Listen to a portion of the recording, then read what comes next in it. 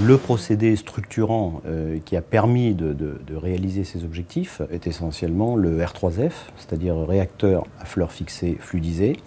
qui est un process introduit en France par Vinci, qui est basé sur l'utilisation de biomasse fixée sur des supports qu'on appelle biomédias, qui sont donc immergés dans les bassins d'aération ou les bassins de traitement anoxique de l'azote, qui permet donc de réaliser le traitement biologique des eaux tout en limitant l'espace et les volumes consacrés au bassin de traitement. La maîtrise du process, évidemment, nous l'avons. Par contre, il est franc de dire que c'est la première fois que nous le mettions en œuvre dans une configuration aussi compliquée. Nous étions absolument convaincus que c'était un des bons outils pour pouvoir réhabiliter des usines existantes et justement s'intégrer dans ce type de contraintes qui sont de plus en plus fréquentes maintenant, puisque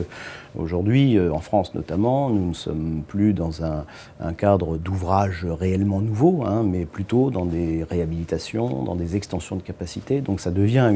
une vérité technique et économique du moment.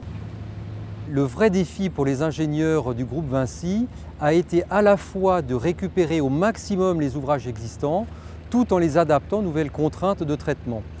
Donc ce que vous voyez là est le fruit d'une réflexion très poussée entre les spécialistes du génie civil qui connaissaient l'ergonomie des ouvrages et les spécialistes du process qui devaient définir la nouvelle destination des ouvrages.